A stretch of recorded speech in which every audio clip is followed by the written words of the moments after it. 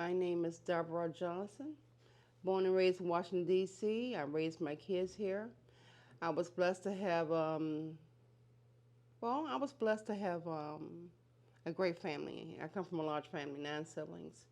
And my mom, life changed when we moved on South Carolina Avenue. And I saw that, what was nice to see a mixture, a combination of different people, white and black, right? And I got to meet some awesome people who happened to be white, neighbors, right? And so going to college, life changed, right? And I noticed that even though I was shy, I always spoke up for the underdog. Didn't know I was an activist back then, right? Always fighting for the underdog. And so here I am in D.C. and life changed, and we were forced to move to the projects. And the bottom fell out. And I think my only saving grace was I was in college. So that was a great distraction. But my eyes opened up, you know. I didn't know how we lived as a people living in that environment until I lived there, right? So fast forward, let's see. I went to school 3 years, college didn't finish, but I started working in corporate America and had some great careers. I mean, I worked at GSA for the assistant commissioner. I worked in correlation to the Pentagon. I worked for the State Department, right? So I've had a great career, and then life changed for me when I was working at Fannie Mae, the big mortgage company. And it went from being family oriented to people stabbing each other in the back. And then they had all hell break loose when they had the investigation going on for all that missing money.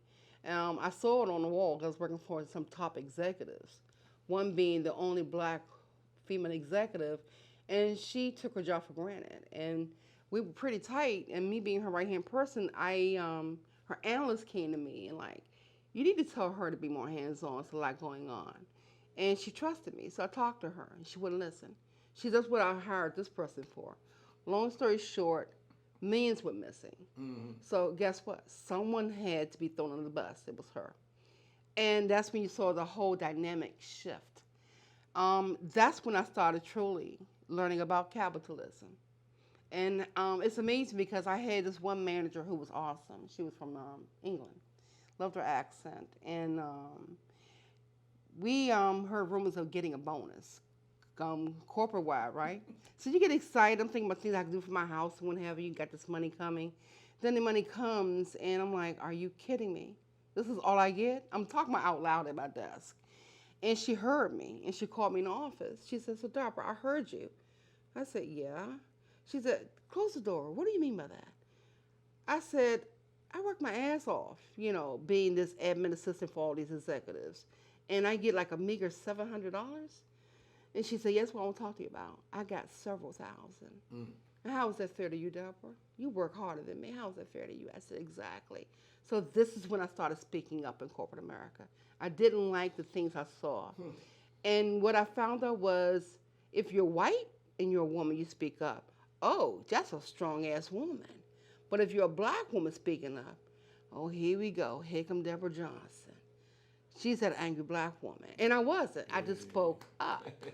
And so what happened was when everything started unraveling and the investigations going on, I was a records manager, administrator.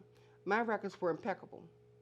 So they had all kinds of investigators coming in, Oxley Bays, a lot of them, I think I'm saying the name correctly. And it had a full-blown investigation, and my work spoke for itself. And so now they're trying to get rid of certain black people, or should I say people of color, they're trying to get rid of, and down south, what have you. And I noticed that everyone they're letting go is either black or Latino, people of color. Long story short, they couldn't get rid of me on my murder work, so they started getting people to lie on me. And I'm like, you hear about these things, but to have it happen to you personally, I'm talking about it got so bad that I'm at work, they had a big corporate meeting, and I'm at work and it's so quiet you can hear a pin drop. And I was on the verge of having a mental breakdown. That's how much they were harassing me over trivial shit. And so this is me going to HR to see if I have a recourse. There is no recourse. It's all about management, what's good for them. And so, yeah, I started speaking up even more. And it's amazing how you find your voice when you're forced to find your voice, right? So here I am, I'm being forced out, and I'm under my a doctor's care because I almost had a mental breakdown. And I'm out for 2 weeks, and my doctor gave me 2 weeks off with pay, and I come back. And after great thought and prayer, I'm like, you know what? They win. I can't fight these people. They have lawyers. I don't. And what happens? Sure enough, I had to go to court in order to fight for my unemployment. They blocked that too. They had two lawyers there, two representatives. I only had myself. The lawyer told me, the judge told me, Miss Johnson, you did a great job representing yourself, but they had more documentation. I said, no, they had documented lies. There's a difference. It changed me. I started becoming more introspective and looking at the world differently. I've always pretty much walked around with rose-colored glasses on. I'm a happy-go-lucky person, right? When you see this and you feel it firsthand, you're like, well, goddamn, and there's nothing you can do about it. So you know what? This is part of life. I'm gonna go with it. I didn't become angry. I became awakened, right? So now I get another job in corporate America, and I found out that when you're black and you're good at something, they use you. I was there for maybe a month when they called me in a meeting and said, you're so good at what you do, we're going to give you 2 team support. So instead of supporting 5 people, you're going to support 10 people. And I'm like, I saw the writing on the wall. I'm not going to be able to do this. But it's a job. I got a mortgage. So I stuck in there. And sure enough, because I started speaking up, sure enough, they started writing me up, right? When you have multiple executives taking advantage of the admin, support staff, and everyone is scared to speak up. I was never scared to speak up. I always spoke up. And what do? They find a way to get rid of you, right? And so I'm seeing this across the board. And ever since then, I've been in and out of the work industry. And honestly, in meeting Gatto, we met online dating, and we met and we clicked, and we found out we had so much in common. Now, I didn't get to travel the world. I was raising my children and working in corporate America. But he was a school teacher. He got to travel, do things I never got to do. But what it did was put a fire under me. And so I meet Arturo, and I meet Jaime. And we had a great time at the church function that we went to, where everyone was speaking Spanish stuff for me. But I enjoyed it. I could feel the energy and the vibe, right? So that was a great experience. And after that, Gatto, you hadn't seen them in how long before I met them that night? It's been like, what, 10, 20 years, something like that? Well, for Jaime, yeah. For Jaime. But Arturo, you see periodically. You can see Arturo if you just go down right. the road. So I met these guys that night, and we all clicked. So I don't know what made us start meeting as friends, right? We met at Poet and Bus Boys for the first time, just to talk.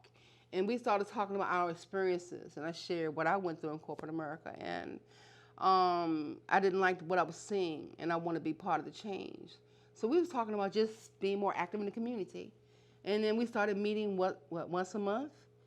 And then one thing led to another, and Jaime and Arturo was like, we should start our own organization, just like that. And that's how the Debra Johnson School got started.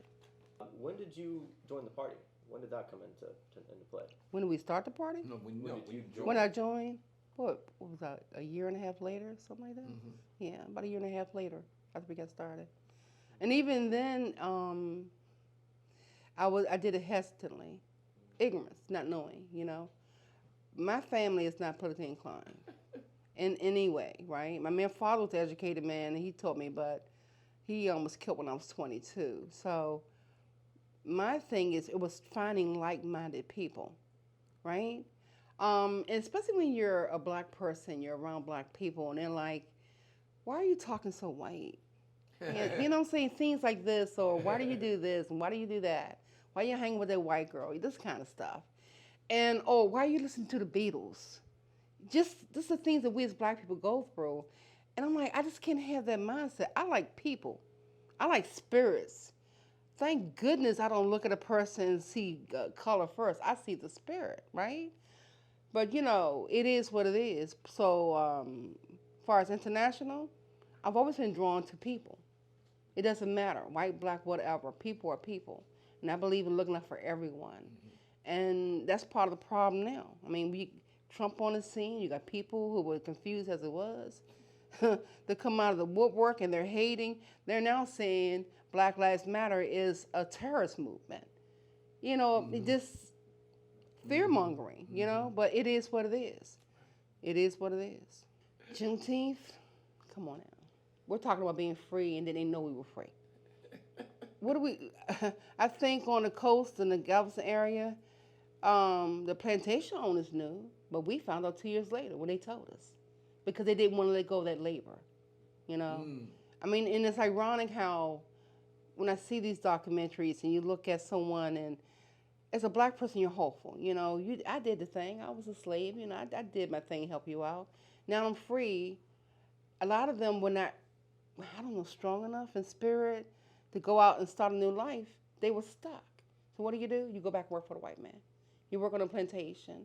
You promise this land, what have you, you get none of that.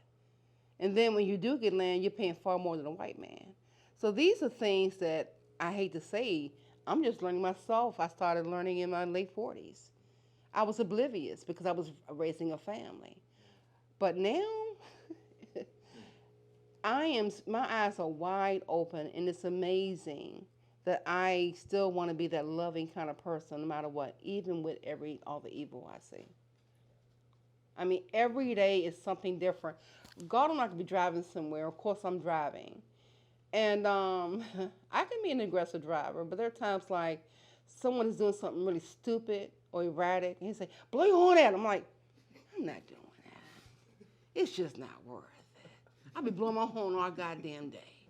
Okay? I say, God, the people are going through stuff. And they're showing you they're going through stuff. And see for what it is. See for what it is. I choose to be conscious. Yeah, I'm going through stuff. I may be losing my house to foreclosure. Do you see me worried about it? No, I'm being proactive. I'm doing what I can do. And the same thing as far as this organization and everything. I'm doing what I can do, you know? In between trying to find a job, trying to keep a job. And then my health an issue now. But it is what it is. This is life. You know, I think that's really interesting too, because with what's happening with the party now, we're seeing a big resurgence, and a lot of the focus is on the youth. But you know, we don't talk too much about people later in life who join the party, and that's an important aspect there, because we also need to be working on that front. Because there's people who've had the experiences and stuff that to say, yeah, no, this is not it. You know, I can tell you the past 20 years of my life with this experience, like, and this is, you know, what I've had to deal with. So I think there's a lot of value in that. It is. I mean, for the mere reason on that event last week, the labor union meeting, and there was a young lady from the Dominican Republic, remember her? And she's talking about being a domestic worker and what they go through. I too have been a domestic worker. You know, we're talking about going in and cleaning a house, and it's understood you're going to get $75 until you see the house. The house is a 2-story, 2-family home. And I'm cleaning this house, I'm like, so I'm only getting $75? That's it? And I believe in being thorough, right? So I thoroughly clean this house. And then my sister's resident manager, the property manager. So she comes back to me, yeah, they want you to go back and clean the windows too. I said, in addition to $75. No, Debbie, they're saying it's contingent to get your initial $75. This is what they do to us. And then when you speak up, what happens? You get blackballed. They won't call you back because you spoke up. And at the hearing, God and I both said we would testify because my mom and my grandmother, and probably her mother, my mother-in-law, all were domestic workers. And I saw my mother went through. She was smart enough that she worked the system and was able to live on Capitol Hill and babysit white kids and do well at it. But she saw for what it was too. You know, you work your ass off. There are no benefits. And I remember going to meet my mother at the bus stop from work like 8 o'clock at night because she had to catch the bus. Being there we all took turns to be there for her. But this is, as black people, is what we go through. It's a daily struggle.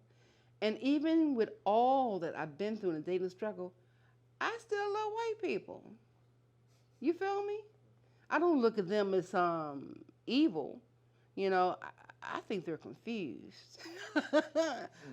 Seriously, for the most part. I've met many white people who are really confused. When I meet young people to come here, migrate here for jobs from college, what have you, and they're so impressed with me being born and raised in Washington, D.C. And I like to mess with them. I said, do you remember, how long you been here? And they say, maybe 5 years. I said, do you read anything about 14th Street, that corridor? No. I said, oh. Back in the day, 14th Street was the prostitute strip.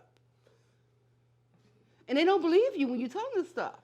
Not the D.C. I know. I said, no, we're talking about the old D.C. Right. I'm talking about getting off work. No, I'm talking about getting off the bus to go to work at 8 in the morning and the process of getting on the bus to go home for getting off work. And when you tell them all the different stories about D.C. back in the day, they don't believe it. Because they don't see it. We lived it. And I think it's important to keep those stories alive, too. I don't think it's good to blind people and to be so naive. You know, when you look at, like in my case, right, there was a Washington Post article, Washingtonian magazine. Remember that magazine? Mm-hmm. I don't know if they still existed. And it was about gentrification. I hadn't bought my house yet. We're talking about like 23 years ago. And you saw the writing on the wall. That was 23 years ago. And I remember reading the story, sharing it, and people didn't want to listen. No, that's not going to happen. That's not going to happen. Yeah, it happened. And when I bought my house, they had a great program, how I got my house. And I'm like, I want to share this with everyone. I want everyone to have this experience and buy a house and be able to tap into the equity for their children's college or whatever. And people back then was so naive, like, yeah, I don't want the headache. Those same people now wish they had bought a house back then. Because now they can't even afford rent. Ignorance. And you're trying to educate people, they don't want to listen. But yeah, things have changed greatly. I wish I had magic powers so I can go back in time and change some things. I really would. Because I don't like what I'm seeing. And all you can do is just be open and especially talk to your kids about it. My kids are grown, you know, I raised them right. And they do right, but I said, let's pay attention. Pay attention. What do your kids think about, like, your organizing and your activism? They think it's awesome. They really do. Because I was always so busy taking care of them. You know, they couldn't get me to go anywhere. I was always sent to them. And so to see me doing this, it's different. And my daughter, when she came to the Nicaraguan embassy, remember the first event we went to? Yeah, we had there, the 40th anniversary, right? Yeah. And I wrote a spoken word, and I read it up there, and my daughter came to me. My daughter's a beautiful young woman. She's taller than me, too. She's like, woman, I'm so proud of you. You know, and those things matter, right? Sure. But, and, you know, it's amazing how I meet so many black women who would ask me, one particular woman I went to school with, she said, Debra, how did you become who you are? I said, that's a loaded question. What does that mean? Mm-hmm. She said, no, because you're so outspoken and you speak your mind, and when something needs to be addressed, you're right there. I said, life. Mm-hmm. Life. I said, when you grow up like me, poor, you got 9 siblings. We're talking about you lucky you may have 1 meal a day. It makes you humble. It really does. And it also makes you appreciate people and helping. But also, I was raised by that kind of woman, too. My mother, if you came to her and say you was hungry, you're going to get fed. You have nowhere to go to sleep, she's going to make sure you got somewhere to sleep. But that's the one thing about the Latino community I noticed between them and us. They take care of their own more than we do. We used to, but not so much now. I find now, and this is me getting flack from my son back in the day. Hey, Mom, you too nice. I said, what does that mean? Mom, you know, I say you do this for this person, and you're feeding this person, and you're taking care of that person. And I said, and that's how I get my blessings. So I said, for me, it feeds my spirit. I said, somebody got to help them. Mm-hmm. Think if we all took an attitude, I don't care about them, it's all about me. That's the problem. Mm-hmm. I don't know how to think about me first. God doesn't either. We weren't raised like that. It's innate for us. Mm-hmm. But this is no harm. Y'all generation is different. I mean, I brag about you. I do, Aaron. I brag about you because it's so refreshing to see a young person who has something on their mind. You know, they have goals, aspirations, and then the respect that you give God on I. There are certain people in this party we don't get that respect from. And I don't feel the need to put the names out there, but a lot of times that's your upbringing. So we talk about it, and we've learned, well, you got to look at everything else you do, so you got to take the good with the bad. And you take it with a grain of salt. Don't mean you're going to like it. Yeah, but, you know, it's funny. My daughter has 2 degrees, and she's a writing academic specialist for the University of Maryland Global Campus. Been there since she graduated college. She's done work for herself. Got her 2nd degree there. They paid for it. And she's also a college professor teaching writing. And that's where I felt accomplished. You know, seeing what she's done for herself and seeing my son have a good skill as being a carpenter and solar panelist, you know, installer. They're independent. And I'm seeing too many young people depending on the system too much. And so doing, who was it? When Trump was running, I'm really paying attention when Trump was running. I mean, I was really paying attention during Obama's runs. But when Trump came, this is a whole different party. And you got to pay attention. You got to see what's going on. And I remember one night I was lying in bed watching the news, and of course he was going through this little thing of the lies, the constant lies. And I kid you not, I jumped up and I looked at the TV. I said, "You liar! You liar! Why are you lying, right?" And it was like before he looked like 5 years ago. Mm-hmm. That put a fire under me. Mm-hmm. It truly did. So when Claudia Jones, us meeting came about, it was a no-brainer. Mm. I got to be a part of something before I leave this world. Yeah. Okay, so that gets us into a really good segue about the current administration. Which one? The current administration, the Biden administration. Oh, it's so disappointing. You know, it is what it is when you have to vote for someone because they're the lesser of the 2 evils. So you got to weigh it. And when I'm talking to a lot of young people about the importance of voting and why the voice is necessary, a lot of them are stuck. I remember I was working this one contract out in College Park, close to the university. And this young man's name was Sage, 23 young black man, very advanced for his age, very intelligent. And we're talking, and I felt comfortable bringing the subject matter. And this is when Obama was running for the 2nd term. And we got to talking, and he was so advanced, I felt comfortable to bring up. So, you're voting, right? I'm not voting. I said, why not, young man? He said, because it's a waste of my time. Our voice doesn't matter. As black people, we don't count. And I said, you know what? If I took that attitude from my era, we would never got past the civil rights movement. You cannot have that attitude in life. That's like saying your voice never matters. And I've seen in corporate America where I've seen too many black people, especially black women, don't speak up for what's theirs. This is me. Say it's time for my review. Being a writer, I'm gonna write my own review. I'm gonna make sure it's the bomb. And I'm gonna make sure I get my money. That means if it's wrong, I don't like it, I'm going to have a meeting and say, no, you need to change that. I've done X, Y, Z. I deserve this money. A lot of black people don't do that. They haven't been taught to. I had a father who was strong, outspoken, intelligent, and this is my father. He started telling me this stuff when I was 12. He said, I want you to own who you are. I don't care who you're around, especially white people. When you're talking, you sit upright, you give them eye contact, and you address them directly. You own that moment.